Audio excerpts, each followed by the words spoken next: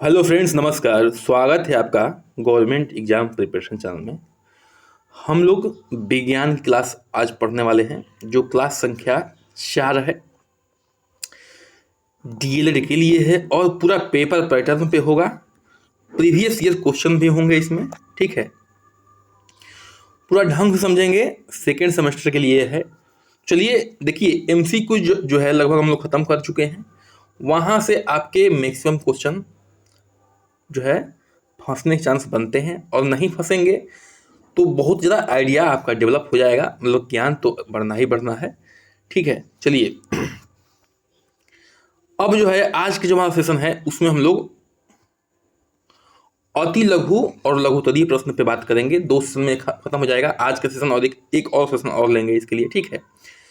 देखिए, अति लघु पे ज़्यादा फोकस रहेगा आज, थोड़ा सा लघु पे लघुत्तरीय पे कम रहेगा, ठीक है। अति लघु प्रश्नों पे ज़्यादा फोकस रहेगा। चलिए शुरू करते हैं आज का सेशन।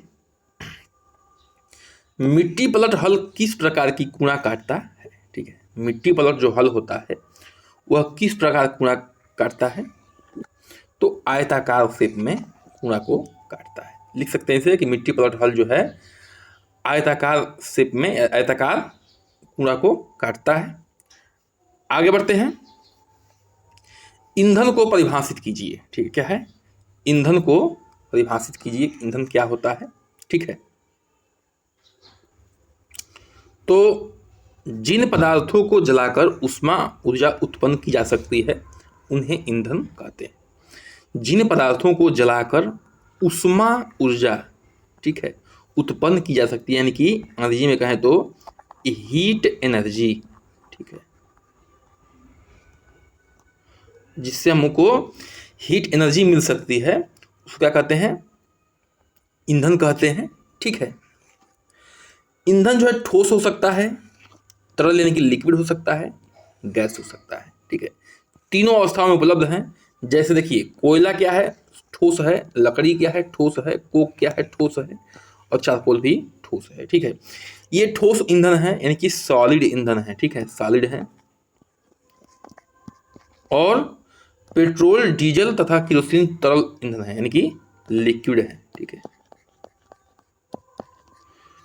जितनी भी गाड़ियाँ चलती हैं पेट्रोल से चलती हैं, डीजल से चलती हैं। केरोसिन ऑयल तो कम आता है, लेकिन पहले भी आता था, ठीक है। इससे लोग जो है घरों में रोशनी के लिए प्रयोग करते थे, केरोसिन ऑयल को आग जलाने के लिए प्रयोग करते थे। प्राकृतिक गैस और बायोगैस आदि गैस ईंधन है, ठीक है। प्राकृतिक गैस यानी कि नेचुरल गैस, और बायोगैस, ठीक है, क्या है?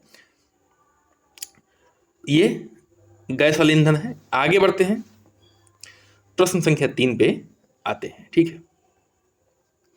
प्रकाश संश्लेषण की क्रिया को दर्शाते हुए केवल रासायनिक समीकरण लिखिए।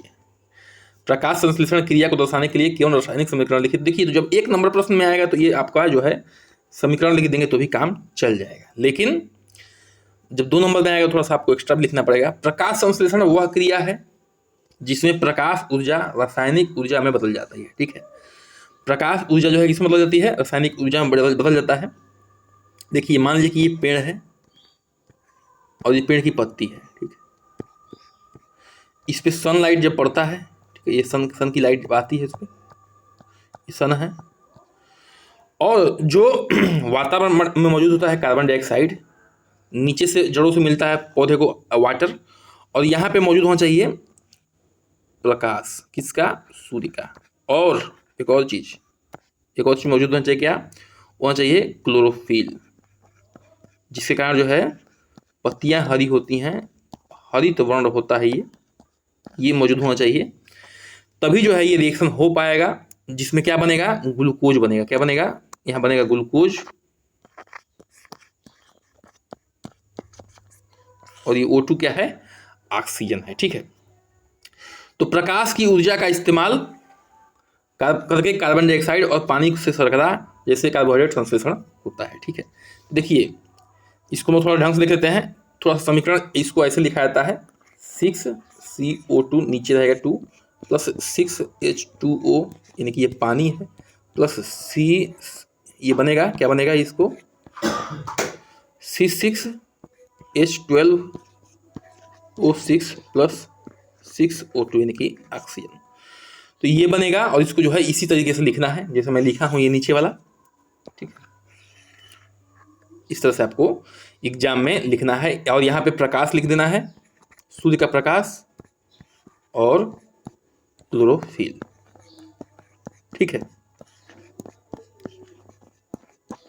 इसकी उपस्थिति में जो है प्रकाश संश्लेषण होता है, वायुमंडल से जो है पेड़ क्या निकालता है, कार्बन डाइऑक्साइड, नीचे के जड़ से वाटर पानी बनाता है ग्लूकोज, और ये ऑक्सीजन। ये ऑक्सीजन किसके काम आता है, ये हम लोग काम आता है, ठीक है। और इससे जो हम लोग क्या करते हैं, सांस लेते हैं। आगे बढ़ते हैं, प्रश्न संख्या 4 पे आते हैं। जांघ की अस्थि का नाम क्या है? जांघ की अस्थि का नाम क्या है? जांघ की अस्थि का नाम क्या है? वो है फीमर। क्या है? फीमर नाम है।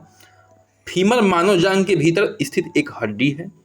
यह मानव शरीर की सबसे लंबी और सबसे मजबूत हड्डी है, ठीक है। और हड्डियों की बात की जाए तो सबसे मजबूत हड्डी है और सबसे लंबी हड्डी कौन सी है? वो फीमर ही है। यानी कि फीमर मतलब कि जांघ की हड्डी सबसे लंबी है अपने शरीर की और मजबूत हड्डियों में से है, ठीक है। देखिए, एक प्रश्न ये बनता था, हम लोग पढ़े थे इनेमल, सबसे हार्डेस्ट पार्ट, तो वो हड्डी नहीं है, ठीक है, ठीक है। सबसे कठोर भाग क्या था? वो था इनेमल, जो दांत के ऊपर था, ठीक है। लेकिन वो कठोर भाग है, वो हड्डी नहीं है। लेकिन जब हड्डियों की बात की जाए, सबसे मजबूत, अच्छा, जो जबड़ा होता है वो भी मजबूत होता है। तब ऑप्शन में जबड़ा होगा तो आपको जबड़ा लगाना है, ठीक है। हड्डी बाद में लगानी है, जबड़ा सबसे मजबूत होता है, उसके बाद और हड्डी उड्डी आता है तो देख लीजिएगा, ठीक है। इस समीकरण को आपको कंप्लीट करना है, जो सोडियम और O2 का समीकरण है, इसको पूरा करना है। तो ये बनेगा, देखिए 4Na है प्लस ये O2 ऑक्सीजन है, तो क्या बनेगा? ये Na2O बनेगा, ठीक है। Na2O बनेगा। यहाँ पे ऑक्सीजन 2 है, यहाँ पे 4 Na है, तो यहाँ पे 2 आगे लगा दीजिए, ये क्या हो जाएगा? बैलेंस हो जाएगा। यानी कि 2 2 के 4, ये सोडियम हो गया और 2 ऑक्सीजन हो गया, तो ये क्या हो गया? बैलेंस हो गया। ये जो है इस समीकरण को पूरा करने के लिए आया था। यानी कि सोडियम जब ऑक्सीजन से रिएक्शन करेगा तो बनाएगा, ये सोडियम है, जब सोडियम ऑक्सीजन से रिएक्शन करेगा तो क्या बनाएगा? Sodium oxide. सोडियम ऑक्साइड जो है प्रोडक्ट के रूप में मिलेगा, ठीक है। आगे बढ़ते हैं, प्रश्न संख्या 6 पे आते हैं। देखिए, इस सेशन में जो है, इस सेशन में कुल प्रश्न जो है 26 क्वेश्चन है, ठीक है। 26 क्वेश्चन है, तो धैर्य बना के बैठना है आपको, और 2 सेशन में खत्म हो जाएगा। यानी कि 5 क्लास में आपका विज्ञान खल्लास हो जाएगा, ठीक है, 5 क्लास में। तो भाई इतना तो समय लगेगा, और आधे घंटे क्लास से ज़्यादा क्लास नहीं है बड़ी बड़ी, ठीक है। सोडियम हाइड्रोक्साइड तथा हाइड्रोक्लोरिक अम्ल के साथ अभिक्रिया का रासायनिक समीकरण लिखिए।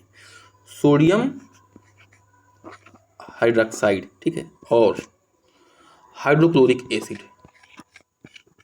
का रासायनिक सूत्र लिखना है, ठीक है। तो ये देखिए, ये बनाएगा NaCl प्लस H2O, ठीक है। अब देखिए, पिछले सेशन में हम लोग क्या पढ़े थे, देखिए इसको सोडियम हाइड्रोक्साइड कहते हैं, और ये HCl है, यानी कि हाइड्रोक्लोरिक एसिड है, ये वाला है, और ये सोडियम हाइड्रोक्साइड है। ये क्या बन गया? सोडियम क्लोराइड बन गया। क्या बन गया? Sodium chloride. और ये बन गया जल। तो पिछले सेशन में क्या पढ़े थे कि अगर क्षार और अम्ल मिलते हैं तो क्या बनता है? लवण और जल बनता है। उसी का एक उदाहरण है, ठीक है, उसी का उदाहरण है ये उदासीनीकरण रिएक्शन का। ये क्या है? एक उदाहरण है। तो ये क्या है?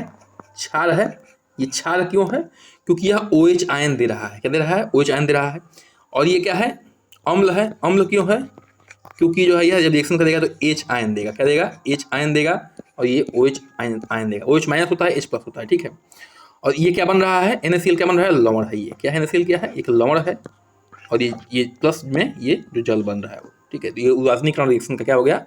उदाहरण हो गया। आगे बढ़ते हैं, प्रश्न संख्या 7 पे आते हैं। तीव्र परिवर्तन किसे कहते हैं? तीव्र परिवर्तन किसे कहते हैं? कुछ परिवर्तन तीव्र गति से होते हैं, जैसे माचिस की तिल्ली का तुरंत जल जाना, गुब्बारे हवा भरते ही फूलने लगना। ठीक है, ये तीव्र रिएक्शन है, यानी कि जो भी परिवर्तन होगा उसका रिजल्ट आपको तुरंत दिखेगा, तुरंत जो है उसका रिजल्ट दिख जाएगा।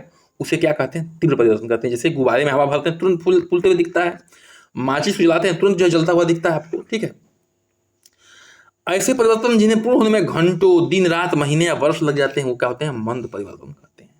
ठीक, जैसे दिन रात का होना ही मान लीजिए बहुत समय लगता है, दिन होने में बहुत समय लगता है, रात होने में। ठीक है, तो ये क्या है? जिनमें घंटों लग जाए, बहुत ज़्यादा समय लग जाए, महीनों लग जाए, दिन रात लग जाए, एक दिन लग जाए, रात लग जाए, वो किसका उदाहरण है? मंद परिवर्तन का उदाहरण है। लेकिन जो उसमें तुरंत आपको रिजल्ट दिखे वो क्या है? तीव्र परिवर्तन का उदाहरण है। आगे बढ़ते हैं, प्रश्न संख्या 8 पे आते हैं। वाष्पन किसे कहते हैं? ठीक है, वाष्पन किसे कहते हैं? वाष्पन इवेपोरेशन, जिसको अंग्रेजी में इवेपोरेशन कहते हैं, किसी द्रव के सतह के कणों का गैस में बदलने की प्रक्रिया क्या होती है? वाष्पन होती है, जिसमें द्रव की सतह के ठीक ऊपर स्थित गैस संतृप्त न हो। देखिए समझिए बात को, मान लीजिए एक तालाब है, क्या है? एक तालाब है, इसमें भरा है पानी, इसमें क्या भरा है? पानी भरा तालाब में, और ये सूर्य की किरणें हैं। देखते हैं बरसात में जो है तालाब भरा होता है बारिश की वजह से, और जैसे जैसे गर्मी का दिन आता है तालाब जो है सूखने लगता है। तो क्या हो रहा है कि जो ऊपरी सतह है, ये ऊपरी सतह है, इस पर सूर्य का प्रकाश पड़ रहा है, और जल के जो मॉलिक्यूल में इतना एनर्जी पैदा कर रहा है कि ये जो है द्रव से किस में कन्वर्ट हो जा रहा है? द्रव से कन्वर्ट हो जा रहा है गैस, और जाके ऊपर क्या बन रहा है? फिर जो है वायुमंडल में या तो जलवाष्प बन रहा है, या ऊपर जाने के बाद जो है बादल बन जा रहा है। ठीक है, तो गैस में जलवाष्प बन जा रहा है। तो यह क्या है? यह जो है इवेपोरेशन की वाष्पन का क्या है? होने का एक प्रक्रिया है, तरीका है। अब देखिए इसमें कह रहा है कि ऊपर जो ऊपरी जो भाग है वो संतृप्त नहीं होना चाहिए। संतृप्त क्या होता है कि देखिए जो वातावरण है अगर 100% क्या है उसमें ह्यूमिडिटी है, तो क्या होगा कि कपड़ा जल्दी नहीं सूखता। आप लोग देखे होंगे बरसात में जल्दी कपड़ा नहीं सूखता है, और ह्यूमिडिटी क्यों होती है? क्या होती है? ज़्यादा होती है। 100% ह्यूमिडिटी कभी नहीं हो सकती, लेकिन ह्यूमिडिटी ज़्यादा होती है। ये जो है किसकी बात है? एक आदर्श पे बात कर रहे हैं कि अगर 100% ह्यूमिडिटी होगी तो ये जो है इवेपोरेशन नहीं होगा, वाष्पन नहीं होगा, क्योंकि जब वातावरण में जलवाष्प लेने की क्षमता ही नहीं होगी तो आप जलवाष्प कैसे दे सकते हैं? ठीक है, उसमें जलवाष्प कैसे जा सकता है? तो इवेपोरेशन होता है, लेकिन अगर आइडियल कंडीशन में अगर संतृप्त 100% है वातावरण तो जो है इवेपोरेशन नहीं होगा। इसलिए यहाँ पर लिखा गया है कि जिस द्रव की सतह ठीक ऊपर गैस संतृप्त न हो। आगे बढ़ते हैं, प्रश्न संख्या 9 पे आते हैं। चाल किसे कहते हैं? इसका मात्रक भी लिखिए। ठीक है, जिस समय आया है सब मैं लिख दिया हूँ, कब आया है। ठीक है, उसको बताने की जरूरत नहीं है, आपके सामने है सब कुछ। तो चाल किसे कहते हैं? चाल स्पीड, किसी वस्तु की द्वारा तय की गई दूरी को चाल कहते हैं। अर्थात चाल क्या होता है? दूरी बटा समय। क्या होता है? दूरी बटा समय। यह एक अदिश राशि है, इसका एसआई मात्रक मीटर पर सेकेंड है। देखिए दो चीजें होती हैं, एक होती है चाल, ठीक है, और एक होता है वेग। क्या होता है? वेग होता है। मान लीजिए कोई व्यक्ति है और यहां से ये व्यक्ति चल रहा है, ठीक है, इसको अपने घर पे जाना है, ठीक है, ये 3 किलोमीटर है, ये 4 किलोमीटर है। तो अगर मान लीजिए कि ये व्यक्ति जो है इतने यहां पहुंच रहा है, मान के लिए कि आपका 300 सेकेंड में, ठीक है, 300 सेकेंड में, तो इसको अगर चाल निकालना होगा तो 3 किलोमीटर क्या हो जाएगा? या 3 मीटर मान लीजिए, ठीक है, 3 मीटर मान लीजिए, थोड़ा आसान हो जाएगा। तो चाल जो है कैसे निकालेंगे? चाल बराबर क्या होगा? 3 और 4 7 को जोड़ लेंगे, 3 3 4 7 बराबर 300 सेकेंड। 7/300 सेकेंड, यानी कि 7 मीटर अपन 300 सेकेंड, ठीक है। मान लीजिए आराम से आ रहा है, कोई दिक्कत नहीं है। अगर वही व्यक्ति की वेग निकालनी होगी तो यहां पे हम निकालेंगे विस्थापन, शॉर्टेस्ट दूरी, शॉर्टेस्ट पाथ, ठीक है, शॉर्टेस्ट रूट, ठीक है, इसको निकालेंगे विस्थापन को रखेंगे तो विस्थापन कितना हो जाएगा पाइथागोरस प्रमेय से आपका ये 5 विस्थापन हो जाएगा। 5/300 ये मीटर में है, ये पर सेकंड में है। ठीक है, तो इस तरह से हम लोग निकालेंगे। तो ये क्या है कि जो दूरी जो चाल में जो है, चाल में क्या होती है, दूरी देखी जाती है, दूरी बटा समय होता है, और वेग में क्या होता है विस्थापन, यानी कि सबसे छोटा पाथ, सबसे छोटा रूट। इसको आपको ध्यान रखना है। चाल और वेग में यही अंतर है। आगे बढ़ते हैं, 10 पे आते हैं। ठीक है, फसल चक्रण या फसल चक्र क्या है? फसल चक्रण का मतलब है 2 या 2 से अधिक अलग अलग फसलें एक के बाद एक उगाई जाती हैं। फसल चक्रण की योजना में एक किसान लगातार 2 मौसमों में एक ही फसल कभी नहीं उगाता है। फसल चक्रण का मतलब है कि फसल को चेंज करते रहिए। ठीक है, इस सीजन में अलग, अगले सीजन में अलग, थोड़ा सा अगले सीजन में अलग कर देंगे। इससे क्या होगा, इससे जो है फसल चक्र अपनाने से मृदा की उर्वरक शक्ति बनी रहती है। देखिए, हर फसल की अलग अलग रिक्वायरमेंट होती है और अलग अलग चीज़ उसमें देता भी है। किसमें? मिट्टी में। तो अगर एक ही फसल बोते हैं तो वो एक विशेष प्रकार के जो है पोषक तत्वों को क्या कर लेगा, अपने अंदर खींच लेगा। तो क्या हो जाएगी, मिट्टी की उर्वरकता खराब हो जाएगी तथा रोग, कीट और खरपतवार के नियंत्रण में सहायता मिलती है। अगर हम लोग जो है फसल चक्रण को अपनाते हैं तो मृदा की उर्वरक शक्ति बढ़ जाती है और रोग, कीट और खरपतवार के नियंत्रण में भी सहायता मिलती है। इसके अतिरिक्त सीमित संसाधनों का अधिकतम उपयोग कर अधिक उत्पादन करना संभव होता है। आगे बढ़ते हैं। देखिए, आपसे एक अपील बार बार करते हैं, ठीक है, सेशन जारी रहेगा। कृपया करके चैनल को सब्सक्राइब कर दिया करिए, शेयर कर दिया करिए, लाइक और कमेंट कर दिया करिए। बस इतना करना है, कुछ भी इससे आपको नहीं बिगड़ने वाला है। ठीक है, हम और अधिक तरीके से आपसे जुड़ जाएंगे। तो चलिए सेशन को आगे बढ़ते हैं। आपसे रिक्वेस्ट है, इतना आप कर दीजिए। ठीक है, प्रश्न संख्या 11 पे आते हैं। तृतीय प्रकार के उत्तोलक के कोई 2 उदाहरण लिखिए। तृतीय प्रकार के उत्तोलक का कोई 2 उदाहरण लिखिए। उत्तोलक इस वर्ग में आलंब एक सिरे पर होता है तथा आलंब तथा भार के बीच का प्रयास बल लगता है, जैसे मानव की भुजा, चिमटा, चिमटी आदि। ठीक है, ये किस में आते हैं? तृतीय प्रकार के उत्तोलक में आते हैं। देखिए, इसमें क्या कह रहा है, इसको समझना जरूरी है। उत्तोलक इस वर्ग में आलंब एक सिरे में होता है। जैसे मान लीजिए चिमटा है तो ये आलंब हो गया, तथा आलंब और भार के बीच प्रयास बल होता है। और यहाँ पे भार कुछ भी उठाना होता है तो इसमें उठाना है तो यहाँ पे भार हो गया। और प्रयास हम लोग चिमटा कहाँ पकड़ते हैं? हम लोग चिमटा पकड़ते हैं यहाँ पे। ठीक है, तो प्रयास बल बीच में होता है। ठीक है, तो अगर हम चिमटा का एग्जाम्पल रखें याद, तो हमें सब कुछ क्लियर हो जाएगा कि आलंब कहाँ होता है, प्रयास बल कहाँ होता है, भार कहाँ होता है। सरलता को हम लोग बस दिमाग में रखें तो द्वितीय तरह के उत्तोलक के बारे में हमें अपने आप पता हो जाएगा कि आलंब कहाँ होता है, भार कहाँ होता है, प्रयास बल कहाँ होता है। ठीक है, तो ये जो है आप उदाहरण याद रखिए कि ये तृतीय श्रेणी का उत्तोलक है, द्वितीय श्रेणी का उत्तोलक है, ये प्रथम श्रेणी का उत्तोलक है। बस इससे काम आपका हो जाएगा। और बहुत जरूरी है क्योंकि बड़ा कंफ्यूजिंग होता है। अगर एग्जाम्पल के साथ याद करते हैं तो बड़ा आसान हो जाता है। सिरके का रासायनिक सूत्र क्या है? ठीक है, सिरके का रासायनिक सूत्र देखिए, ये इसे लिखा है लेकिन आपको ऐसा नहीं लिखना है, लिखना है आपको ऐसे CH3COOH। ठीक है, इसका सामान्य सूत्र क्या है? CH3COH है। सिरका का रासायनिक नाम जो है एसिटिक अम्ल है। रासायनिक नाम क्या है? एसिटिक अम्ल है। ठीक है, सिरका आम घरों में पाया जाता है। ये जो है अचार वगैरह में डाला जाता है, अचार में, या एसिडिटी, पेट जो है थोड़ा सा दर्द होता है तो भी जो है सिरके को सेवन करने के लिए जो है कहा जाता है कि सिरके का सेवन कर लीजिए। प्रश्न संख्या 13 पे आते हैं। मेस्टन हल का मुख्य कार्य क्या है? जो मेस्टन हल है उसका मुख्य कार्य क्या है? यह ऊपर की मिट्टी को नीचे और नीचे की मिट्टी को ऊपर करता है। ठीक, मेस्टन हल जो है ऊपर की मिट्टी को नीचे और नीचे की मिट्टी को क्या करता है? ऊपर करता है, यानी कि मिट्टी को मिक्स करता है। कौन? मेस्टन हल। प्रश्न संख्या 14 पे आते हैं। अनवीकरणीय एवं नवीकरणीय संपदा में मुख्य अंतर लिखिए। अनवीकरणीय एवं नवीकरणीय संपदा में मुख्य अंतर क्या है।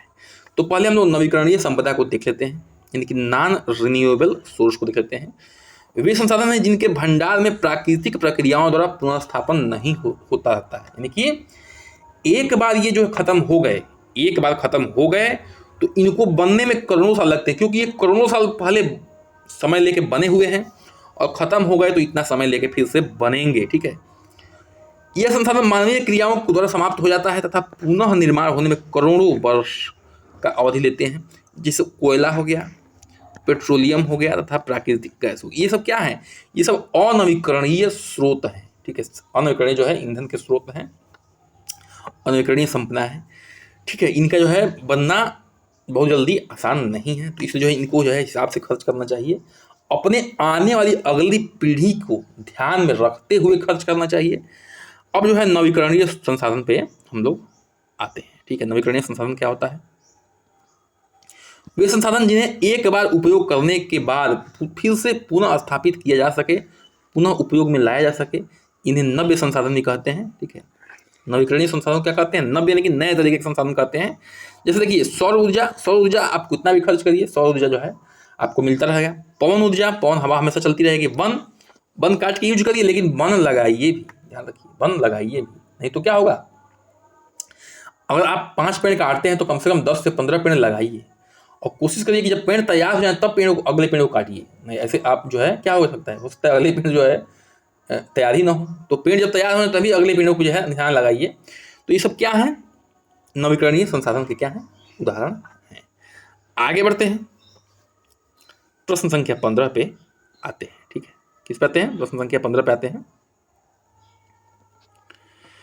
वसा में घुलनशील 2 विटामिन के नाम लिखिए। वसा में घुलनशील 2 विटामिन के नाम क्या है?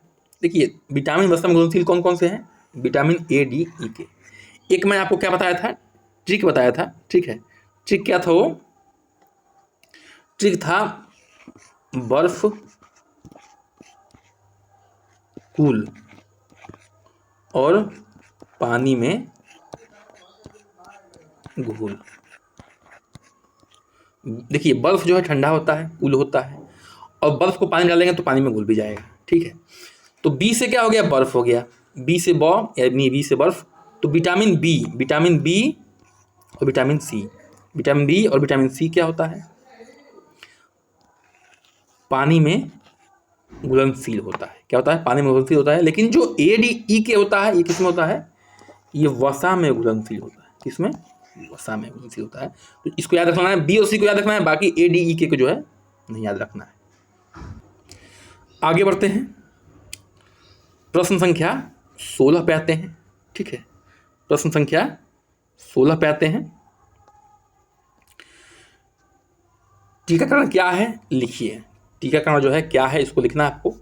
बच्चों के शरीर में रोग प्रतिरक्षण हेतु टीके लगाए जाते हैं। ठीक है, बच्चों के शरीर में रोग को प्रतिरक्षण होता है कि इम्यून सिस्टम क्या होता है, इम्यून सिस्टम बढ़ाने के लिए ये टीका लगाए जाते हैं, जिसमें बच्चों के शरीर को की रोग जो है लड़ने की शक्ति बढ़ती है।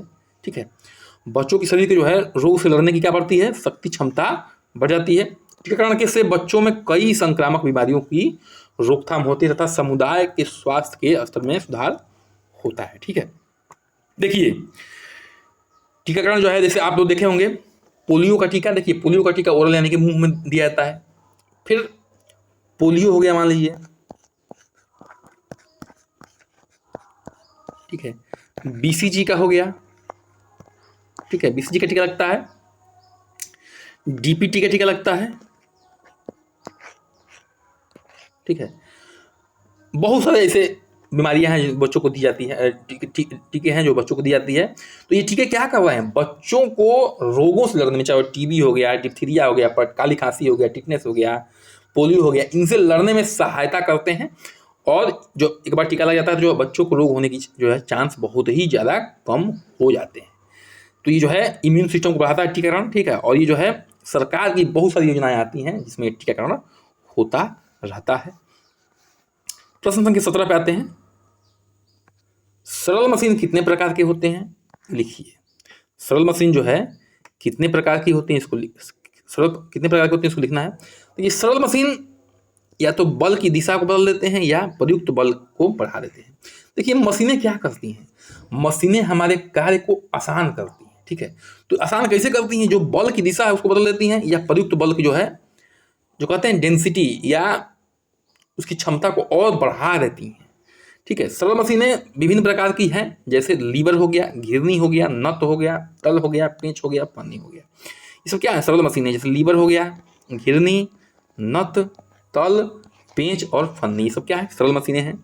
लीवर 3 प्रकार के होते हैं, वही जो आप लोग पढ़ चुके हैं, प्रथम श्रेणी के, द्वितीय श्रेणी के और तृतीय श्रेणी के, ठीक है। आगे बढ़ते हैं, प्रश्न संख्या 18 पे आते हैं। सौर मंडल में सूर्य के सबसे नजदीक स्थित ग्रह का नाम लिखिए। जो सौर मंडल है उसमें सबसे नजदीक ग्रह का नाम लिखना है आपको। नजदीकी ग्रह वो तो जो है बुध है, बुध है, ये 1 नंबर में आया था, लेकिन जब 2 नंबर में आएगा थोड़ा सा और बढ़ा के लिखना होगा। देखिए सॉरी, ये सूर्य है, क्या है, ये सूर्य है, तो यहाँ से दूरी लिखना है, तो मैं वैसे लिख दिया हूँ। यहाँ पे बुध है पहला, शुक्र है, पृथ्वी है, मंगल है, बृहस्पति है, शनि है, यूरेनस है, नेपच्यून है, यानी कि अरुण वरुण है, ठीक है।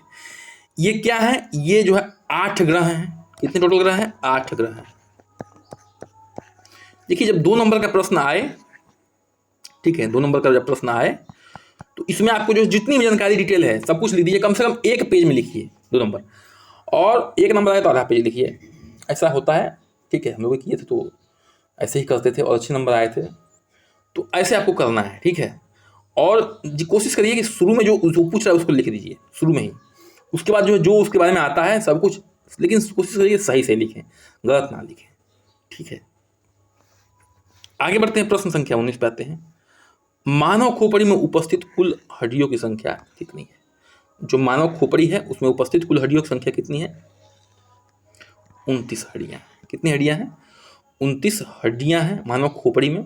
अच्छा ये तो डायरेक्ट पूछा था, 1 नंबर में आप लोग डायरेक्ट लिखना पड़ेगा 29 हड्डियां हैं, लेकिन जो 2 नंबर पर पूछे तो क्या लिख सकते हैं आप, इसमें लिख सकते हैं कि हड्डियां जो है क्या करती हैं, हमारा जो है दिमाग क्या होता है, बहुत ही कमजोर होता है, बहुत ही नाजुक होता है, तो ये हड्डियां क्या करती हैं, ये हड्डियां जो है दिमाग की सुरक्षा करती हैं, ठीक है। क्या करती हैं, सुरक्षा करती हैं, ठीक है, एक तरह से हेलमेट का काम करती हैं।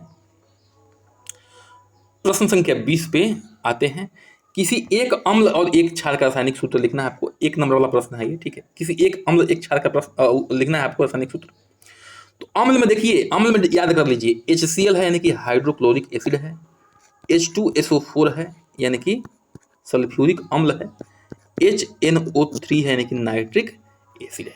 ये अम्ल है और ये बहुत ही मशहूर अम्ल है, बहुत ही क्या कहें प्रबल अम्ल है, यानी कि तगड़े वाले अम्ल हैं, ठीक है। तो इनको याद रखना है। क्षार में जैसे याद कर लीजिए आप, NaOH हो गया, सोडियम हाइड्रोक्साइड KOH हो गया, ठीक है, पोटेशियम हाइड्रोक्साइड, तो इनको याद कर लीजिए, ये भी प्रबल क्षार है, इनको भी आपको याद कर लेना है। यानी अम्ल माने एसिड, क्षार माने बेस, ठीक है। आगे बढ़ते हैं। अब ये कह रहे हैं कि संयोजकता कितनी होगी किस्म की, Fe2O3 में लोहे की, लोहे मतलब Fe की, तो +3 होगी। कैसे निकाला जाएगा, देखिए अब आप लोग ध्यान दे रहे होंगे, Fe2O3 पे कोई चार्ज नहीं है, Fe2O3 पे कोई चार्ज नहीं है, तो हम मान लेते हैं कि Fe की जो संयोजकता है वो X है, क्या है, X है, ठीक है। तो अब लिखा हुआ है, देखिए Fe ऐसे आपको लिखना है 2O3, तो संयोजकता क्या है, X है, ये मान लिए हैं, तो 2 और ये X धन 3। ऑक्सीजन की संयोजकता कितनी होती है, तो -2 होती है। कितनी होती है, -2 और बराबर 0, क्योंकि ये पूरे पे कोई भी चार्ज नहीं है, ठीक है। तो ये 2x हो गया और 2 3 6 -6 हो गया बराबर 0, तो x बराबर क्या होगा, इधर 6 चला जाएगा, 6/2 यानी कि +3, 2 3 6 +3 यानी कि +3 हो जाएगा उत्तर इसका, ठीक है। तो Fe2O3 यानी कि फेरस ऑक्साइड में जो है लोहे की संयोजकता होती है, यानी कि वैलेंसी जो होती है, वैलेंसी पूछ रहे हैं, वो होती है +3, ठीक है।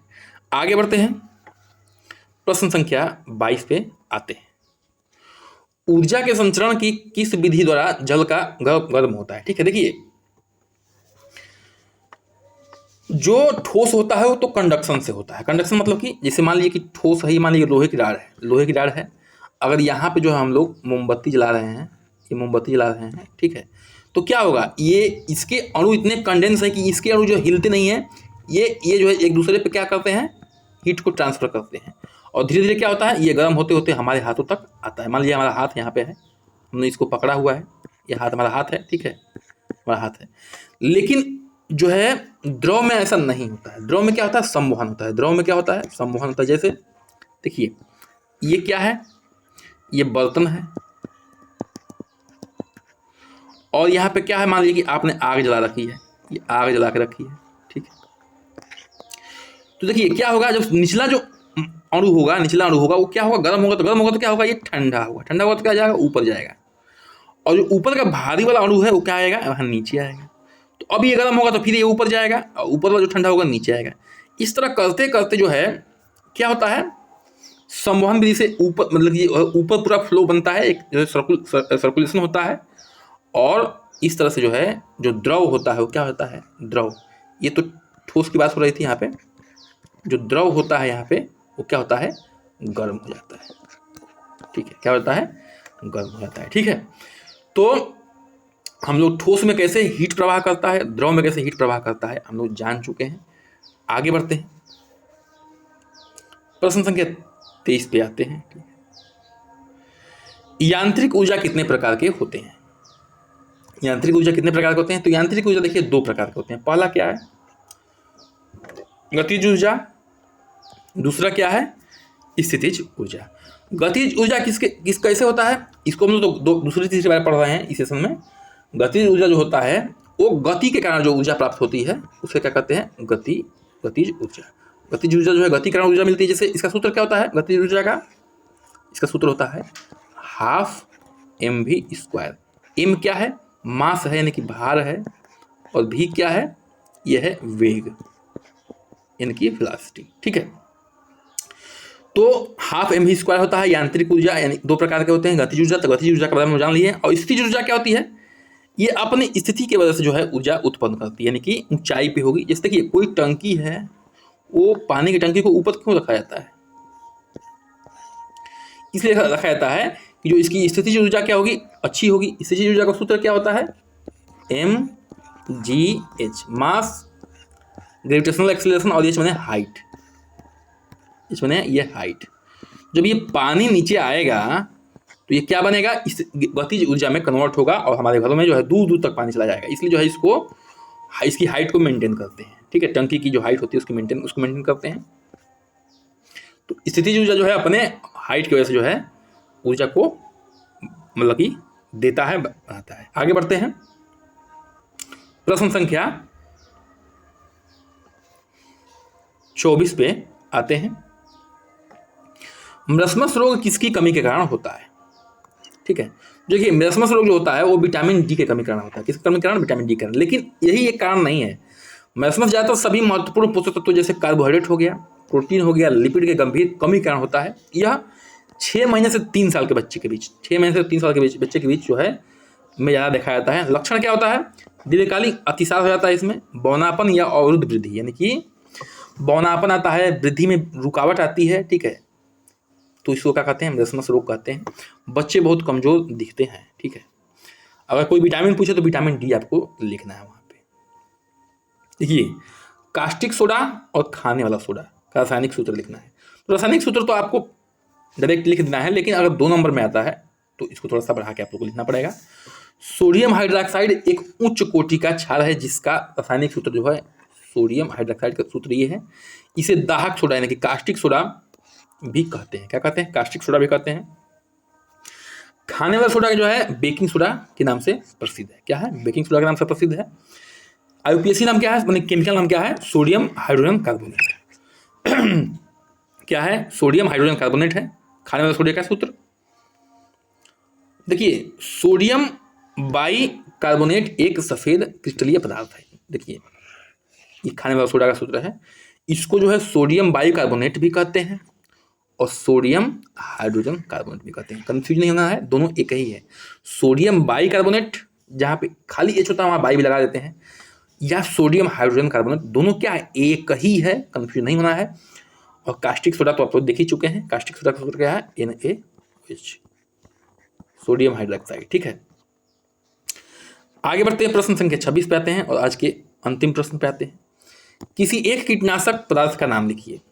किसी एक कीटनाशक पदार्थ का नाम लिखिए। तो देखिए कीटनाशक पदार्थ क्या होता है, रासायनिक पदार्थ होता है, अथवा ये वायरस भी हो सकता है, बैक्टीरिया भी हो सकता है, कीट भगाने वाला खरपतवार भी हो सकता है, कीट खाने की वाली कीटों, मछली, पक्षी, स्तनधारी जैसे जीव भी हो सकते हैं। लेकिन ये पूछ रहा है कि कीटनाशक पदार्थ की बात कर रहा है, कोई जीव की बात नहीं कर रहा है। तो रासायनिक पदार्थ का नाम लिख लीजिए। उसमें जो है फास्फाइमिडोन है, लिंडेन है, फ्लोरोपाइरिफिन है, हेप्टोक्लोरो है या मैलिथियान है।